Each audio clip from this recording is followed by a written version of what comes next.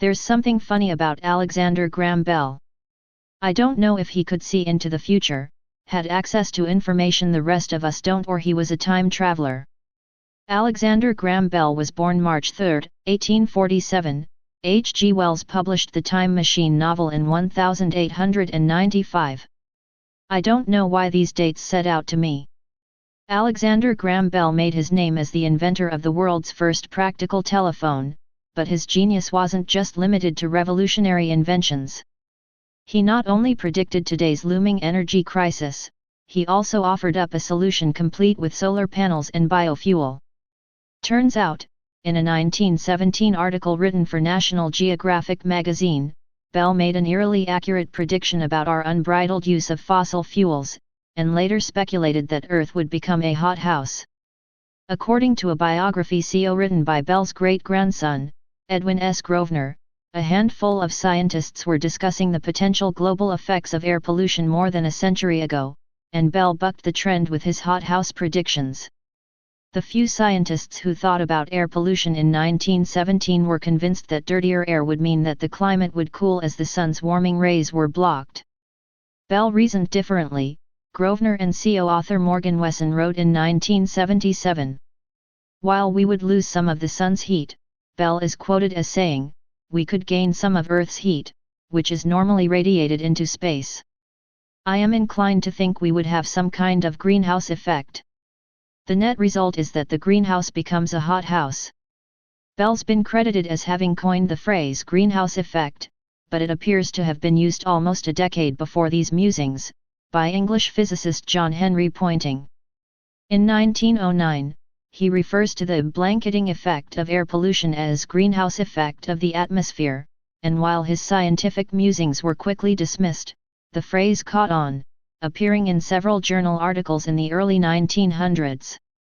Fast forward to 1917, and Bell was asked to address to the graduating class of the McKinley Manual Training School in Washington, D.C., where he took the opportunity to air a multitude of problems facing the world at that moment, such as how to take a warm bath at 2 a.m., and could postage stamps be used in transportation of persons.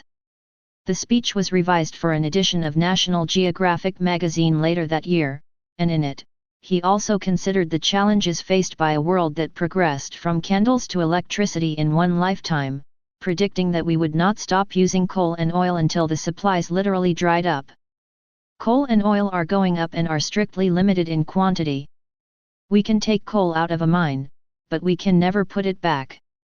We can draw oil from subterranean reservoirs, but we can never refill them again, he said.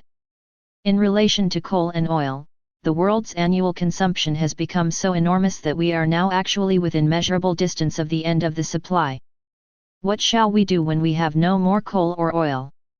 One of the proponents of renewables, Bell touts tidal and wave power, which we have not yet learned to utilize, and the employment of the sun's rays directly as a source of power. It's Bell's proposals of how to use solar power that might just give him away as a secret time traveler, because in Grosvenor and Wesson's biography, they described how in 1914, he'd even sketched out some rooftop solar devices. Every town or city has a vast expanse of roof exposed to the sun, he's quoted as saying. There is no reason why we should not utilize the roofs of our houses to install solar apparatuses to catch and store the heat received from the sun. Solar heat, like the heat passing up a chimney, represents a waste product. We have it, but we do not use it, and then we call out against the price of the coal bill. Before we get into Bell's slightly less successful soothsaying, let's just take a moment to appreciate how relevant this all is. And then we get to Bell's favorite alternative energy source, alcohol, that beautifully clean and efficient fuel.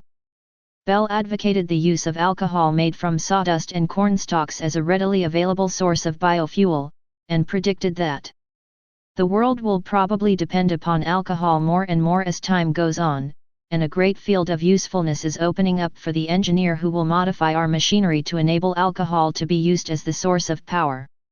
From algae to bacteria, biofuels haven't exactly set the world on fire, and despite major advances in ethanol fuel production, we're still waiting for the results. Could he have been a time traveler? Stay paranoid, my friends.